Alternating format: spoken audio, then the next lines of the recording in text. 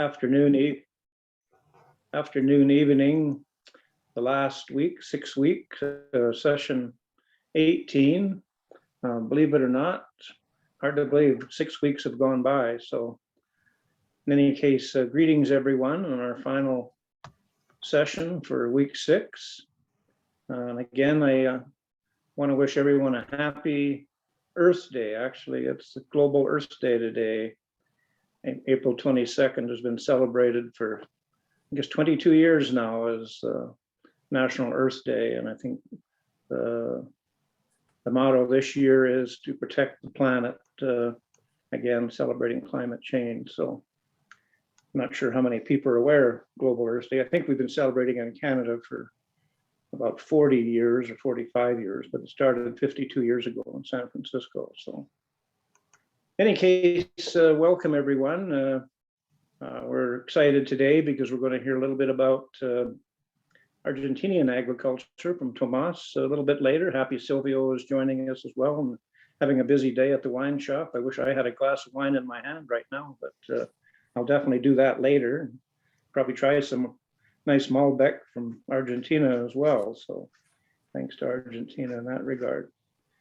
But briefly, before getting into Argentinian agriculture, I'll just discuss briefly what we learned this week, and maybe ask anyone, particularly Brady and Tomas, what they may have picked up from Mike Greer's presentation on the food value chain. If you recall, on Monday, Mike talked about some of the benefits of local food processing, so we didn't have to export raw product globally, particularly in Canada, because we do rely on international exports. And so the more of our production that we can process locally doesn't only benefit the local economy, but it also reduces the cost of transport to international markets. So I think we saw a great video on the Monday of potato production and canola production and some of the uses that it's being, particularly canola for margarine and cooking oil, and also potatoes for chips and French fries and Doritos and all the wonderful things they can do to potatoes these days. And also talked a bit about some of the challenges of local processing. He described the value chain as anything that adds value to a product, to a raw product. And that's done through collaboration with local partners, with producers, food service industry, shippers, and also researchers and suppliers. So there's many people that can participate in that value chain to add value to our product.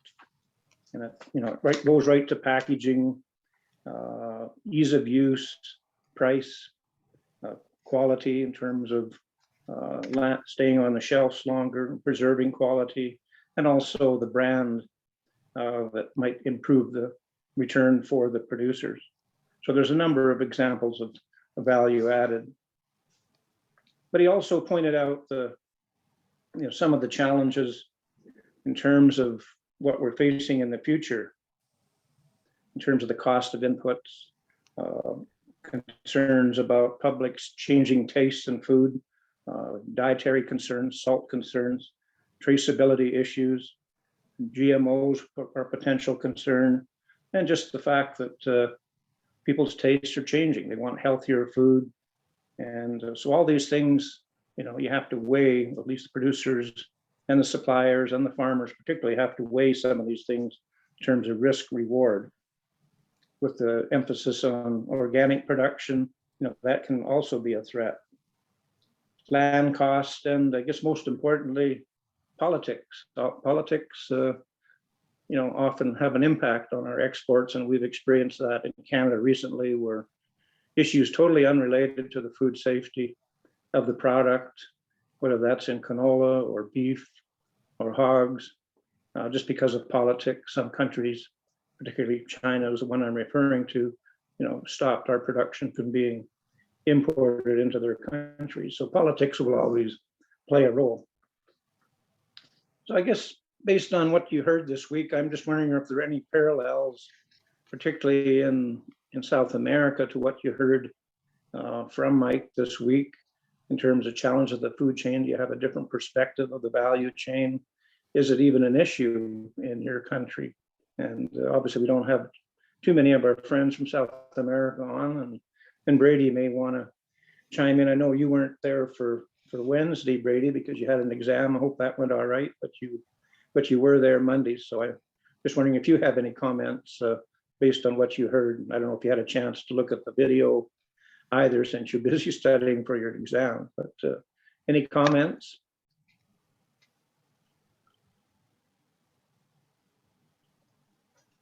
One of my comments I'll make, Thomas, you can speak to South America. If I'm not quite sure if there's similar type of challenges. For me, a lot of it was, especially from Monday's presentation, an excitement for what is to come.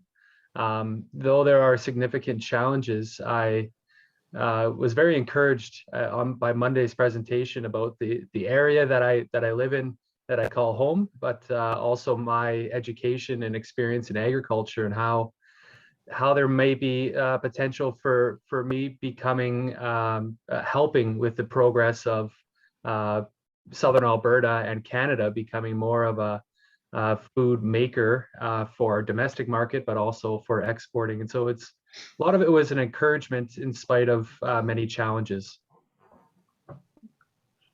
Thanks, Brady. Tomas, anything you want to add?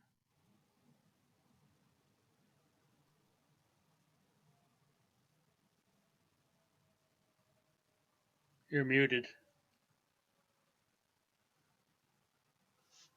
No understand any question.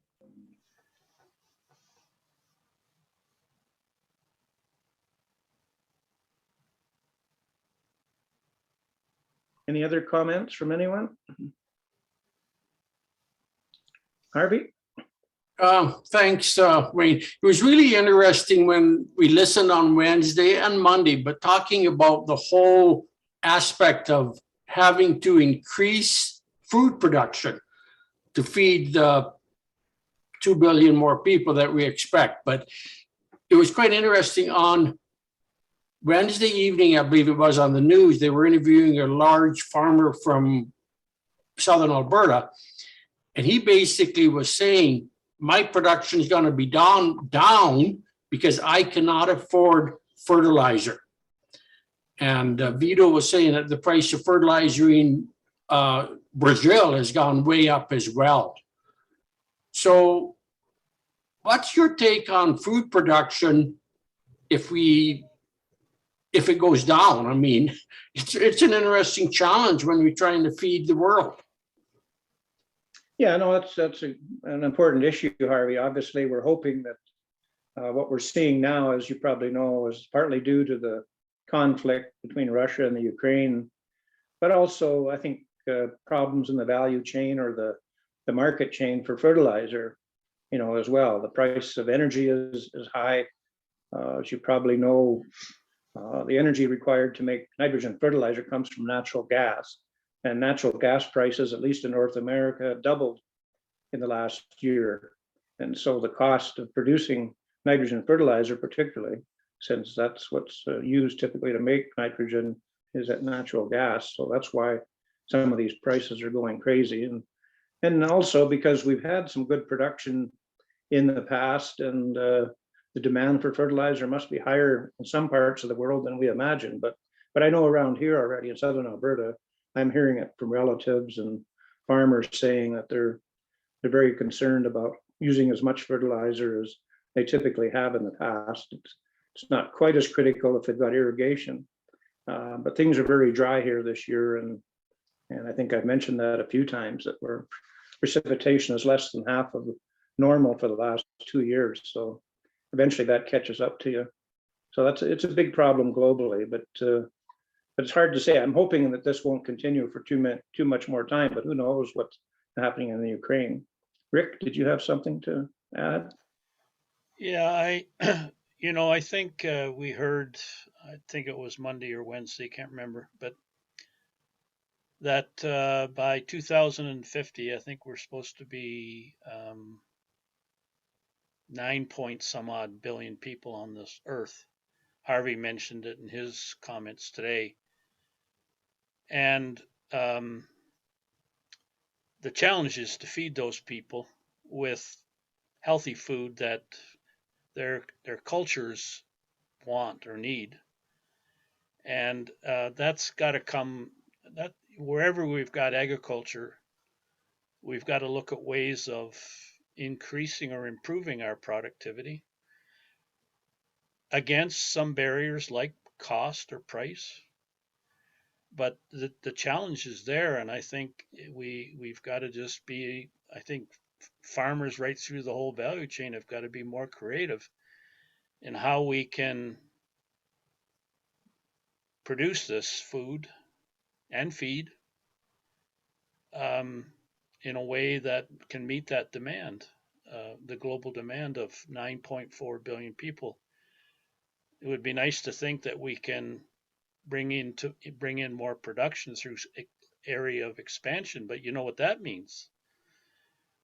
That means that we're getting into land that probably has a higher value as a land resource. I'm thinking specifically of the Amazon and the forest there.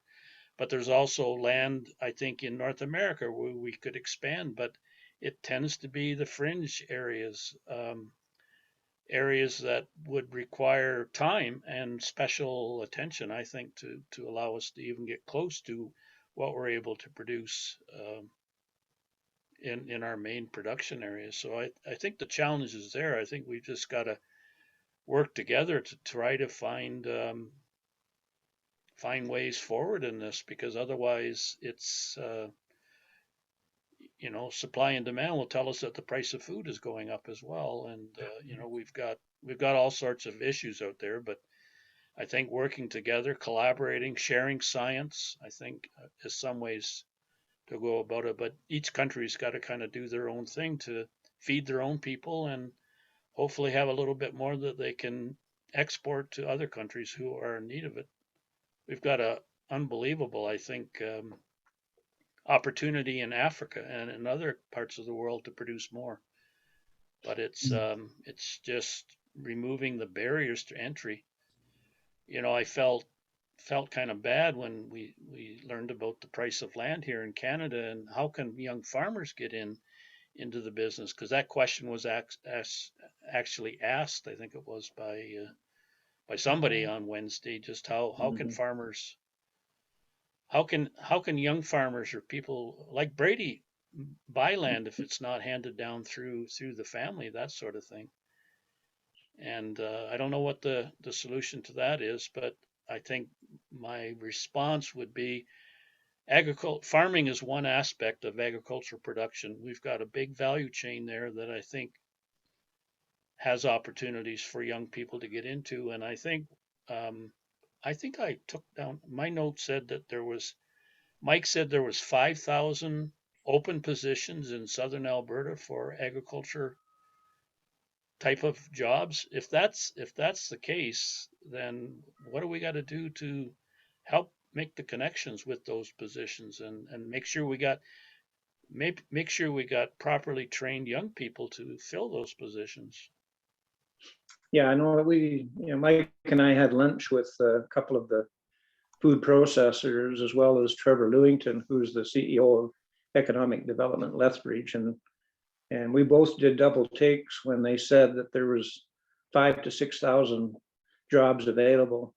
And one of the reasons that they haven't announced some of the additional food processing in the area of both potatoes and lentils, and I think I'm not sure if there was oilseed was one of the other ones, but they said they just don't know where the labor is going to come from, and unless Canada changes some of the immigration policies, and as you probably know, a lot of the local kids don't necessarily want to work in agriculture, and we rely heavily already on immigrants and people coming up yearly from Mexico, for example, and the Philippines. And I know Syria, like the local potato plant here, brought in 300 and some Syrians to work in their potato processing plant. and provided them with housing. It indicates, some of the real challenges, but also the opportunities. So it's a people problem in our case. But there is limited arable land on the earth. I think we've talked about that as well.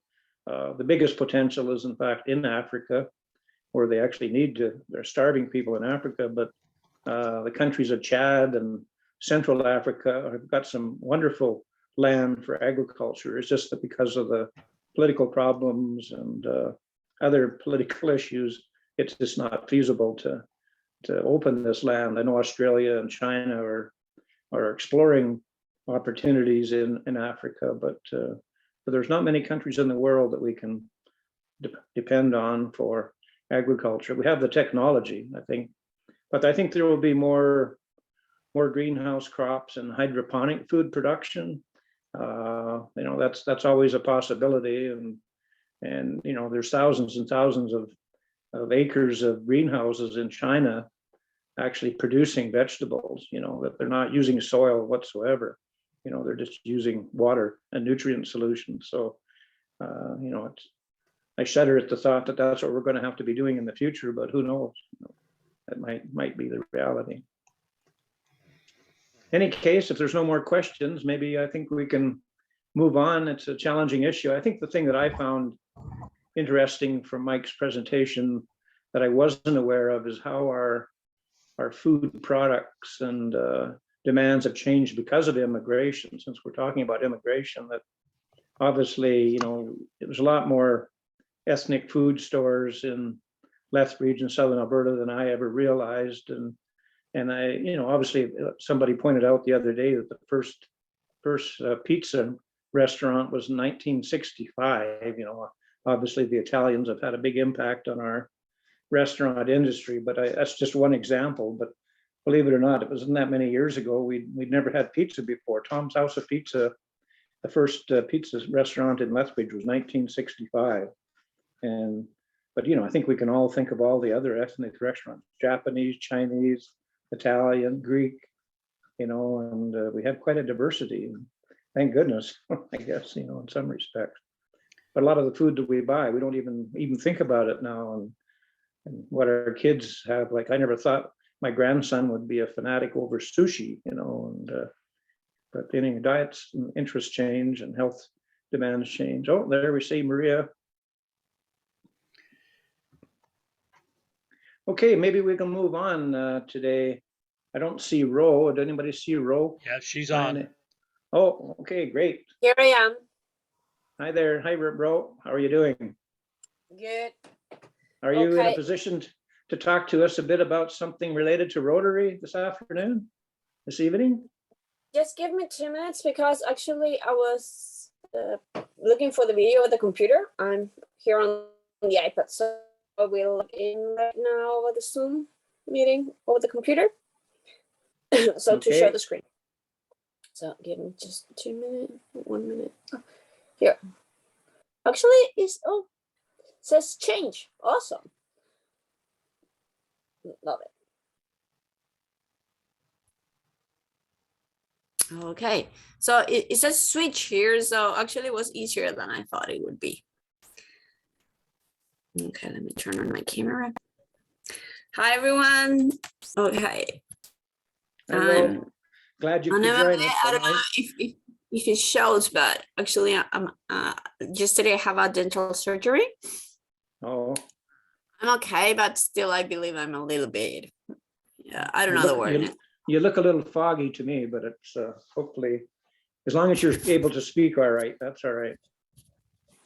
Oh yeah, here. No, That's There better. we go. Okay, that's better. it was Okay. a little bit there. Leave the lint. Okay, so I know this is one of the closing sessions, and the video we'd like to present today, it's about the next Rotary theme. So in Rotary every year, although we have a motto where we say that the motto of Rotary is service above self, every year we try to inspire all the Rotarians by a certain phrase and a certain logo that changes upon the new Rotary International president. So this year, for example, for Shakarmeta is serving to change lives. And that speech, although I love it very, very much, it's like 15-minute speech, so wasn't able to fit over the schedule we have for today. So I decided to show you the speech that Jennifer Jones gave for her speech that it's upcoming now on the 1st of July. Okay, so let me prepare here the video. You will enjoy this video, I can assure you. Yeah, I love it, and I know, and I love the closing, but we will talk about that when actually we are done for it. And here. Okay. And an anthem was recorded that included this beautiful line. You may say I'm a dreamer, but I'm not the only one. I hear that lyric as a call to action. We all have dreams, but acting on them is a choice. And when organizations like ours dream big things like ending polio and creating peace, it becomes our responsibility to make these dreams a reality. Imagine a world that deserves our best, where we get up each day knowing that we can make a difference. You don't imagine yesterday, you imagine tomorrow. Imagine a world without polio. Imagine a world with clean water for everyone. Imagine a world free of disease, a world where every child learns to read. Imagine kindness and hope and love and peace. And that's, my dear friends, why our theme is Imagine Rotary.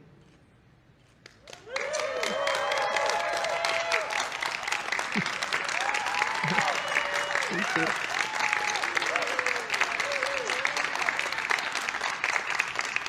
Thank you. Imagina Rotary. Imaginons le Rotary. Imagina i Rotary. Imagine Rotary. Sang sang hara Rotary. Imagina u Rotary. Shang shang fulun. I hope that it's meaningful in all of our languages. There is a great line in the song from the Broadway musical Rent. 525,600 minutes. How do you measure a year in a life? Some of you may be familiar with this play, or some of you may be more familiar with the Puccini opera that inspired it, La Bohème. My friend, sitting Governor Michelle Barrere, recently challenged a bunch of us to think about how each one of us gets the same number of minutes. How we choose to live them is the important question. On July 1, the clock starts ticking. How will you use these minutes? okay. So I don't know. It's a big thing. How will we use your after wait, you received your BFA, did you sorry. continue to pursue art full time? There. So how will we use your minutes? How I'm gonna use your exchange? How I'm gonna use your knowledge? Over the past Fridays, I've been trying to somehow show you highlights of why all the Rotarians that we are here, well, we are passionate about Rotary. And somehow Jennifer Jones get the main issue. It's like, how do I use my minutes to make a difference, to make a change in this world? And somehow, although Rotary is a historic institution that has been alive for over 117 years, we get still to imagine every day and every year how to serve better others from different areas, from health, from agriculture, for feeding people, for healing people, for educating them. And that is my invitation today. Since the program is already closing, how are you going to use this program in your lives to serve your own community? And I'm really proud of all of you. So thank you for giving me this chance to just try to inspire you and try you to imagine a better world. And that is my invitation for the rest of your life. Thank you. Thank you so much, Ro. I can't think of a better way to wrap up this week than have that video from incoming president of Rotary International, Jennifer Jones. I mentioned a couple of weeks ago, I think, that we had an opportunity to meet Jennifer when she visited Lethbridge during our 100th anniversary celebrations of the main club in Lethbridge, and Jennifer visited us and made a couple of presentations to our group, and she was very inspiring. We just really looking forward to her in the coming year and the exciting year for Rotary. So that was a wonderful way to end this week and the 6 weeks by having that inspirational message from our president-elect Jennifer Jones. So thanks again, Ro, for that. And just one thing, maybe the participants doesn't know, but Jennifer Jones will be the first female president in the 117 years. Yeah. So that's why she invited us to imagine something different, because actually she's making history. And can Yeah, I well, put that was, yeah, go ahead, Rick. I was just going to say, can I put a plug in for Canada? Because she's Canadian. Yeah, yeah, well, that's why I mentioned it 2 weeks ago, because it's the first Canadian and more importantly, the most first female. Yeah. And many of you have met Fran Leggett, and she was the first female district governor in Alberta as well, you know, and she's Maria's mentor. So we have a few firsts in our group as well. And it's wonderful to have Jennifer as a Canadian and a female. So she will be great. So thanks again, Ro, for that. My pleasure. Okay. Can we move on now to hearing about agriculture in Argentina? I'm really excited to end the week with Tomas giving us a presentation about agriculture in Argentina, one of the most wonderful countries in South America. And I'm quite familiar with some of the products there. I have to say my most memorable Rotary lunch actually was in Buenos Aires when I was there for climate change negotiations about 15 or 20 years ago. But usually when you're traveling and on Rotary, and in those days you had to do makeup meetings, and we had banners from our particular club. In this case, I was at Swift Current, Saskatchewan, but I phoned up the Buenos Aires club. I didn't realize it was the biggest club in Argentina, but I said, I have a banner to present from Saskatchewan, Canada. Could I come to lunch? And they said, by all means. I didn't quite understand the language and everything, but in any case, I got to attend. Lunch was $55. It was filet mignon, and probably the best lunch I've ever had. But they did reimburse me when they found out that I was from Canada, a Rotarian. But there was 88 people at lunch in Buenos Aires. It was downtown hotel in Buenos Aires. So sorry for digressing there, but I had to mention it because I had such a wonderful luncheon there, and it was wonderful, wonderful beef. You are what you eat, I guess. There we go. Okay, Tomas, the floor is yours. I'm assuming you're going to do a screen share here. Yes.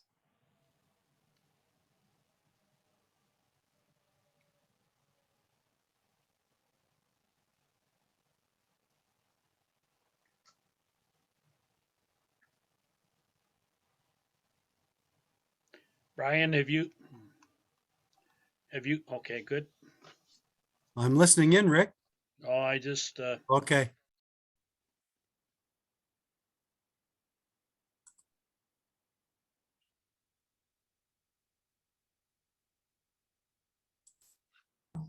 Okay. Yeah. Well, Good. my name is Tomás Mineo from Argentina. Today I present agriculture.com. I am 22 years old. I live in a small town called Nicanor Olivera in province Buenos Aires. Okay, Argentina, the capital city is Ciudad Autónoma de Buenos Aires, Cava.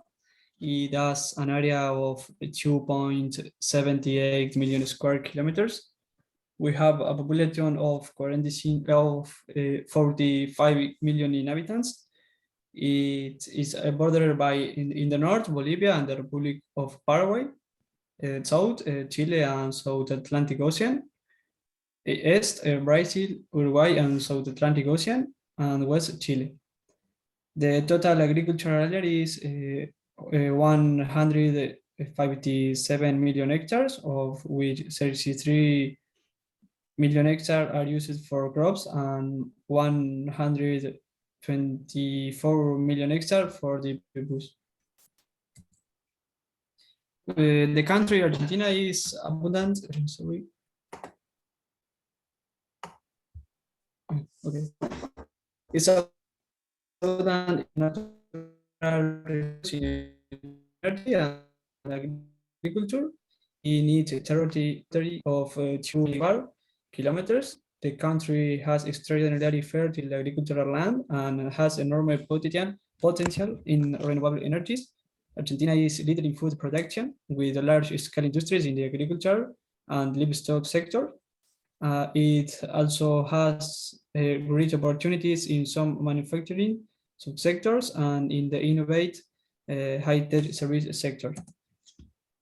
The major crops in Argentina, the main crops are soybean, wheat, and corn, followed by sunflower and barley. Historically, the most typical crop is wheat, which had declined sharply in production because it did have a good market, but has rebounded in recent years. Soybean has a high level of production since its beginnings in Argentina in 1990, becoming the most profitable crop today.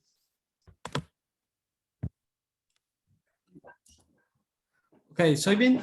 So in November and December, harvest in April, May. Soybean are produced throughout the country from north to south. No soil preparation is used for planting. It is sown indirect sowing. Planting begins in November when there is no risk of frost until December. As I already told you, it is done direct setting with these densities of 20 to 40 plants per square meter, and no fertilizer is applied since the plant with this symbiotic capacity to capture nitrogen does not need to be applied. Only a curing of the seed is done to protect them from pathogens in their emergence. This crop, since its appearance in Argentina, has had great boom and is currently very produced for its stable and growing value in the market due to international issues that favor the market for this crop in Argentina. We can see a sample of soybean with seed cure treatment. Cura semilla is the color. Then the sowing can be done with air drill or common equipment. There are a few producers who have a low technology applied, but little by little is being implemented more.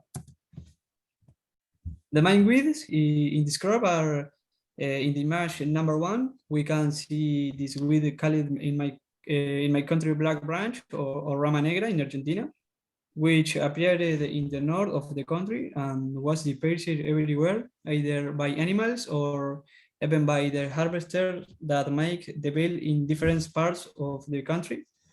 Its main problem is that it has become resistant to all types of herbicides, and it is maturity occurs at the same time of harvest. So the machines disperse more and more. The only solution is turn to land. In image 2 is the so-called Chucho Colorado in Argentina, which makes a large plant with a considerable root size taking nutrients for the soybean and killing it. There are some herbicide controls, but they are very expensive. In the third image, there is something new from the rye family called turnip, or now in Argentina, which is similar to the Chucho Colorado in terms of expansion. But the big problem is that if we have its seed in the spore, we have big drop in price, besides affecting a lot in the harvest. These are considered to be the main ones they take into account in the fight against weeds. The following are the most typical insects that can be found in country in soybean. In the image one, we see an insect called Isoca, which affect the crop, eating its leaves, respecting the nervous. And the image 2, we see to the Callid tucura, which does the same damage as the previous, and one but is more voracious. But affect of the crop loss of land surface, which affect the development of the grains and the production of the plant. Although they are very common, they are also easy to control, but it must be taken into account because the damage occurs quickly. The harvest in the soybean. Okay. Harvesting starts from the end of April until May, sometime Jan, since it is autumn-winter season in Argentina, and the water conditions are not always the best to carry out the harvesting. Argentina is among the top three. Argentina is among the top 3 soybean exporting countries, along with the United States and Brazil. So soybean is one of the most produced crops in Argentina today. The main crop is wheat. Seeding begins in June. It is traditionally done in work soils, although this work has been left a little acid and it is done direct sowing. Generally sown with 21 centimeter distance between rows. Planting density is between 60 and 80 kilograms for hectare. The fertilization is an application of fertilizer is made together with the seed sowing, in which another drawer of the planter is used to deposit it. Urea is applied during the maceration stage. Can be applied at one time with 100, 120 kilos or at different periods of the crop. In my field, we are applying in 3 different stages of the crop with doses of 60 kilos each. And we are having results of higher yields and backing quality wheat. The harvest the wheat begins in November. The yields are 4 to 6, 7 tons per hectare. Harvesting is fast as it takes place in summer and conditions are very good. Depending on its product quality, is the grain will be the available markets. Wheat milling in Argentina. Wheat production and industrialization in Argentina is traditional and representative of the country.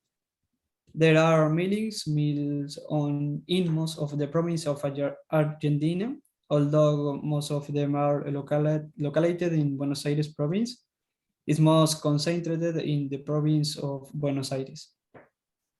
Where the milling is the first link in the industrial transformation process that provide different type of flour and byproducts to the second transformation industries, such as bakeries, cookie factories, biscuit factories, flour and byproducts to the second transformation industries, that is bakeries, cookie factories, and noodle factories, among others.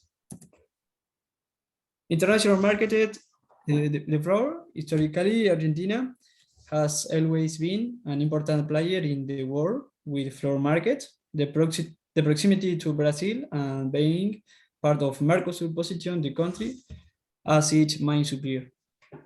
Argentina ranks among the 11 largest wheat producers in the world.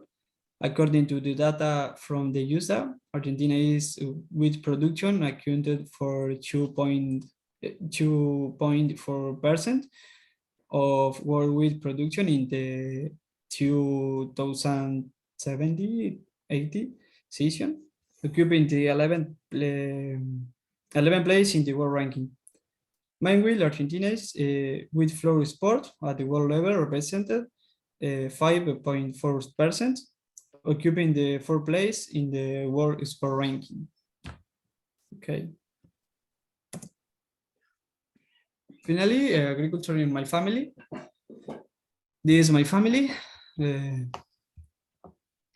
We are dedicated to produce together working in the same field, located in a small town called Ilum, about 35 kilometers from my town. My family consists in my mother, it is my mother, or she is my mother, my father, my elder brother, and me. In the field, we do agriculture and some livestock as well. What we like the most are the crops.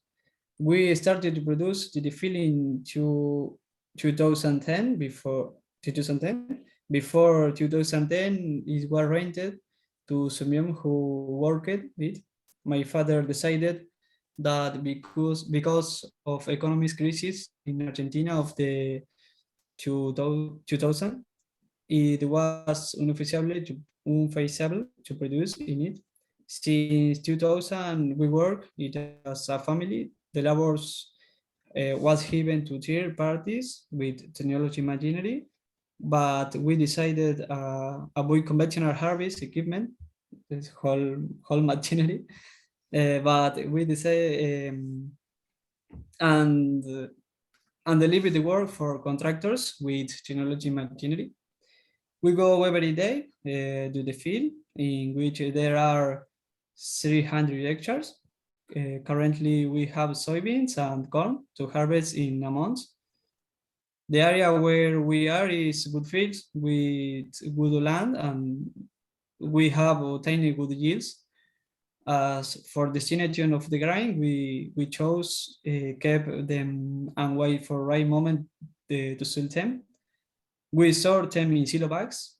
It's very common in Argentina, since we have a small silo plant, but it is in a bad condition. Okay, we hope to continue producing and improving day by day in terms of machinery and ways of producing.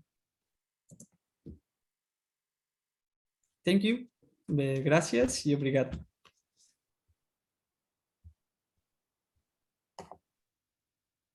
Gracias, Tomas. Very interesting. Excellent English. I'm wondering if you'd adjust your camera. You're such a handsome gentleman. We'd like to see your full face so we can ask questions there. So Thomas, could I start by asking you, where do you sell most of your product? Do you sell it domestically or internationally? How do you market your wheat and soybeans? Where do you sell it?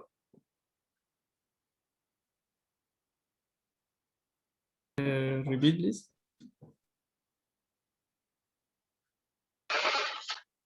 ¿A dónde lo vendes?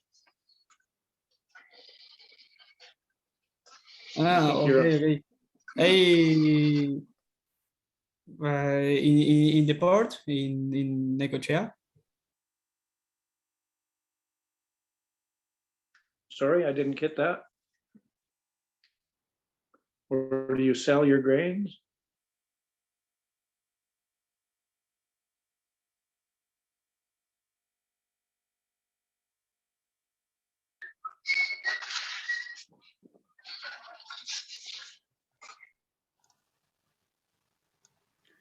I think I caught him saying they sell it to the port. No. So I'm guessing that's export. I don't know. Hmm. Maybe Silvio can clarify. Yes, this is a coast city close to where he lives, and they sell it there. This is a small city. It's not the port of Buenos Aires. That is the main port in Argentina. It's a smaller one. So it's I think it's to sell outside the country. It's mostly of people in South America do that because you can have dollars, US dollars. That is a more appreciated currency than Argentinian pesos. Okay, thank you. Any other questions for Tomas? Maybe you could take your mute off, Tomas, and could you adjust your camera, please? And Silvio, perhaps you can translate. Tomás, te están preguntando si podés acomodar la cámara, si te ven la cara y sacar el mute para hacerte preguntas.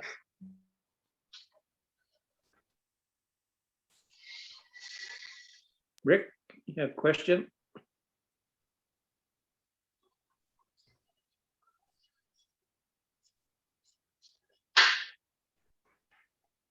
See, Rick froze up there.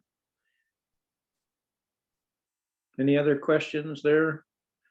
Harvey? Thomas, what do you raise for livestock?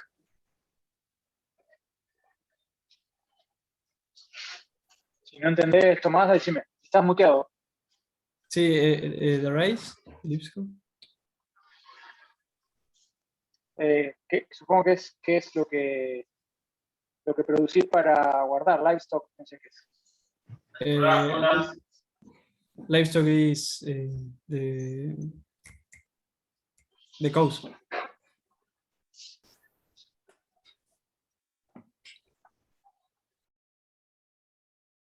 Contestame en castellano si querés, porque estás muteado y yo le respondo.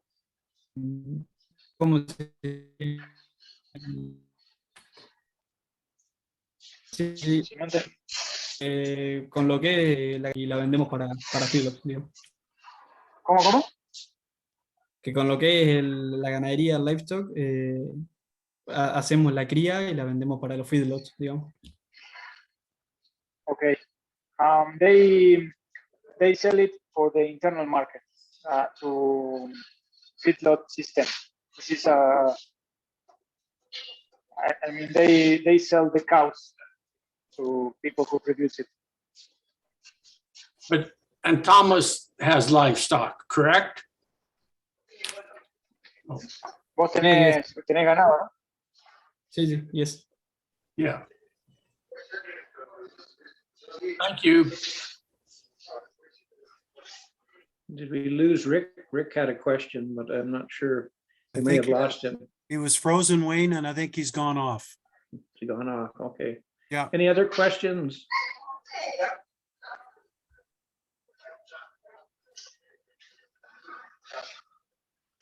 Well, if there are no more questions, I guess I want to thank you again on behalf of our group, Tomas, for a very interesting presentation. I'm glad it was recorded and we can go back and check it out as well. So thank you for your hard work in preparing that. And we hope to see you next Tuesday as well, along with our other participants. So unless there's any last comments, Margie, did you want to make any final comments to the group at all? Gosh, it's amazing that the 6 weeks have come and gone so quickly, Wayne, as you said. And yeah, I guess I'm feeling a bit of termination anxiety here. It's just been such a wonderful 6 weeks and everyone has played such a fabulous role. Participants, such a privilege to meet and get to know you. And district chairs, you've been fabulous as well. And the technical guys, Brian and company, you've been brilliant. And of course, the Agri Cluster, which has been phenomenal in terms of putting the whole program together. And Ro, your role has also been much appreciated in terms of the Rotary input. So yes, all good things come to an end. And so we're gearing up for Tuesday. And there's still a little bit left for everybody to do. If you could send us a fabulous photograph, please. And then also the 2 videos. You're welcome to send them to me, but otherwise the first choice should be to Graham, please. The 1-minute video on learning, etc., and then the thank you in your home language and in English. So we hope you're going to have a fabulous weekend and that you are all going to be with us on Tuesday. If any of you would like to invite your district governors, please let us know and we will send a link. It might be a good idea to invite your district governor to hear a little bit about Rotary, about the NGSE. Hopefully they know lots about Rotary, more than I do. Learn about the NGSE and about this particular program. So it could be a wonderful opportunity to market. You're welcome to do that. But back to you, Wayne, with many thanks indeed to everyone for the role that you've played. Okay. Thank you, Margie, and thank you for those best wishes. And thank you all for all the work you've put in over the 6 weeks. It's been a joy for me. I can't believe it's gone by already. So I'm going to miss this routine and Monday, Wednesday, and Friday. I'm not sure what I'm going to do with all my time now. It's going to be wonderful. So have a great weekend, everyone. Thanks so much for all your participation. Good job, everybody. Take care, everyone. Thanks, bro. Thanks, Bye-bye. Bye-bye. Thank you. Thank you. Bye-bye.